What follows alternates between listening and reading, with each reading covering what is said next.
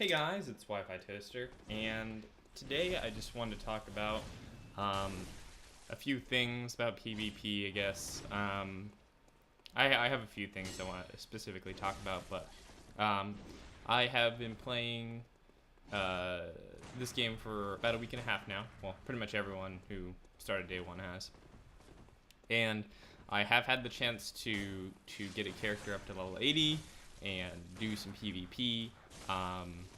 And that's been pretty fun. I've actually really enjoyed it. Even things like gank spanks have been really intense and things like that. And gank spanks are a lot harder now, but I won't go into that too much.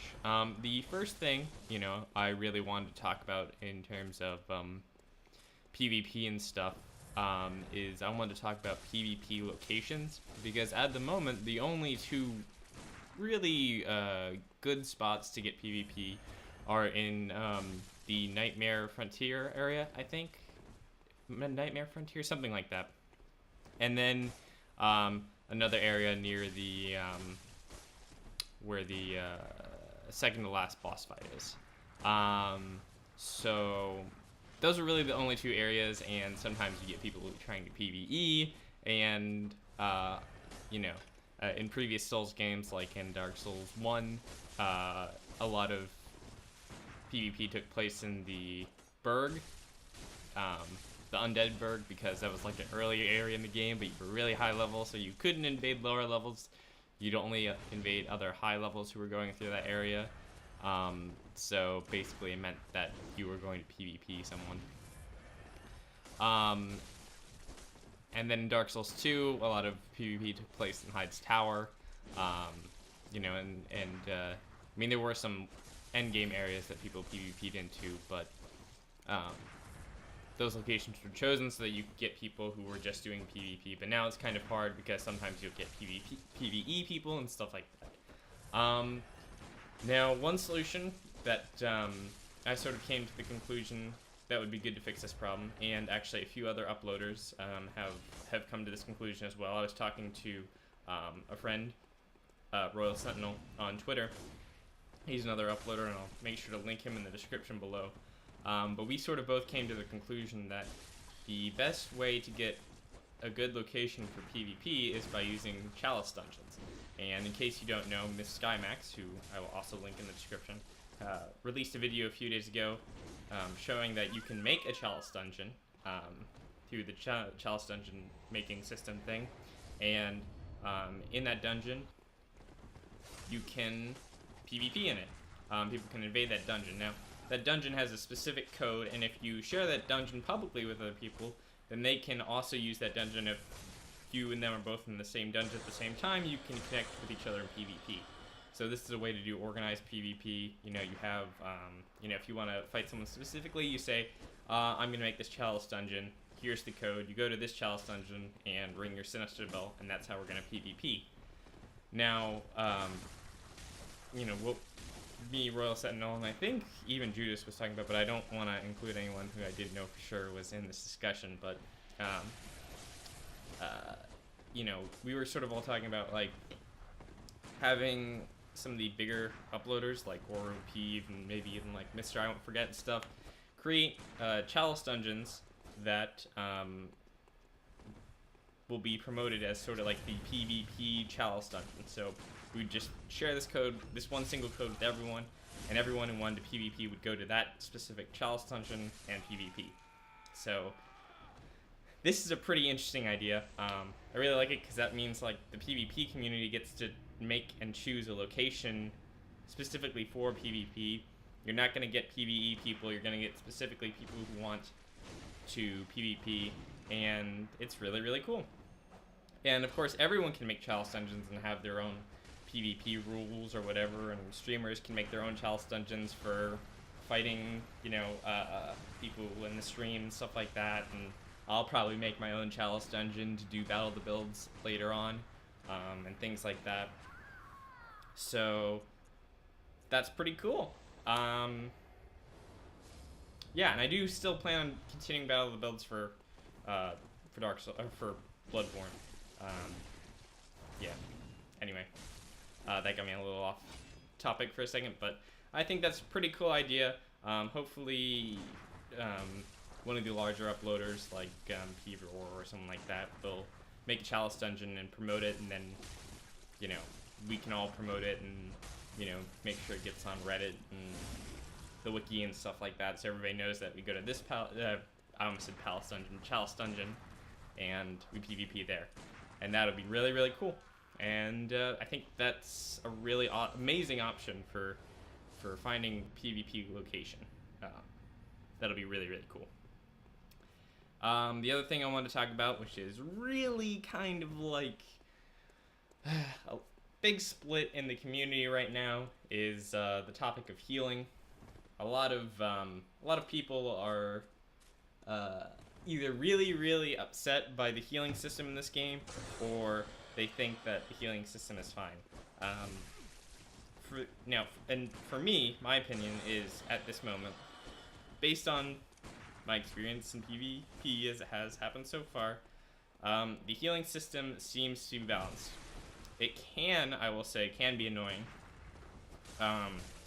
to refill your blood vials, because you can only carry 99 of them. If a fight goes all the way down to 0 blood vials, you know, it's kind of a pain to get your blood vials back. But the actual healing mechanic itself seems to be fair. Both sides can heal. Heals can be punished. I will agree that they're difficult to punish, but they can be punished. And really, I don't think it affects too much the fairness of any particular fight. You can just make a fight either last really long, or, you know, someone can get in a lucky heal or something like that and heal up to max. But it seems to me, for the most part, to be fair, as both sides can heal. But there is one bad thing about the healing system, is obviously that it's really, really hard for invaders to get gank spanks, because basically you have to sort of do this kind of war of attrition most of the time, unless you have really high damage output, and you have to basically get rid of all of their blood vials. And if there are 2 or even 3 people that you're trying to fight, then you have to get rid of, you know, anywhere between 40 and 60 blood vials, give or take a few blood vials. And so that's, you know, I think I said that getting gank spanks is harder. Well, that's probably the primary reason, is because the healing system, both people can heal, stuff like that. Not as bad as I don't think Dark Souls 2's system, at least in the beginning, when invaders and hosts could both heal, and the heals were stronger than they are in this game. But yeah, and like I said, I think for the most part the healing system's pretty fair. If you disagree, just let me know why, and I very well may change my position. It's still really, really early in PvP, and it's, you know, everyone, like, right now, I think, is not very good at the game. I don't mean to say that, like, badly. I mean to say, like, in PvP terms, I don't think anyone's good at PvP yet. I think we're all scrubs at PvP at this moment in time. We're all freaking scrub casual lords. And that's because the game's only been out for a week and a half. I mean, nobody can be good at PvP. There just hasn't been enough time. There hasn't been enough time to, like, make any sort of unique fun tactics or anything like that, and we're just sort of all kind of winging it right now. And a lot of people are saying that there's too much R1 spamming, too much gun spamming, too much healing, that kind of stuff. And I'm sort of like, well, that's kind of what it's to be expected. We're all kind of really bad at the game to start off with, and that's kind of the stuff you do when you're bad at the game to start off with, or a quote-unquote noob, scrub, casual, get good thing. Because, you know, like, in terms of, like, in Dark Souls 1, you know, when I first started to PvP, my first freaking build was a backstab fishing hornet ring, sunlight blade, great demon machete build, you know? Like, the most scrubby thing ever. But I didn't know anything about PvP at the time. I mean, that's what everyone does when they're first a scrub. And that's kind of the stage that everyone who's playing Bloodborne PvP is in right now, because the game's only been out for a week and a half, you know? We're all still scrubs at the moment, so I don't mean to say that in a bad way, that like you're bad at the game or anything like that, but you know, there just haven't been enough time for us to really develop any other techniques than R1 spamming. So, that isn't necessarily true of everyone. I'm kind of making broad statements, but I'm gonna say for most people that's probably true, and I think in some specific cases that isn't true. In fact, there's a fight that I'm going to be showing in this video, and it's really, really cool. This guy is using like different backstep techniques, is, you know, doing stuff with unlocked play and all that really cool stuff. And, you know, trying to develop new techniques, and I'm sure he's trying to develop techniques to work better against healing in PvP and that kind of stuff. And going back full circle and thing, like I said, I think the healing system is fair. I'm not going to get salty if anyone heals on me, and I'm going to, until the entire player community decides on what to do about healing and everything like that, I'm going to go with, you know, the policy that I'm not going to heal until someone makes the first heal. So, you know, if someone starts healing, then I'll start healing, and that's just sort of a stance of neutrality at the moment. But I do think, for the most part, that the healing system is fair, and that, you know, I don't think we should necessarily take this stance on healing that it's automatically bad because it was bad in Dark Souls 2 and Dark Souls 1. I'm not saying people are saying that, but what I'm trying to say is that we should all have an honest discussion about whether or not healing is something that we want to include in fight clubs and things like that.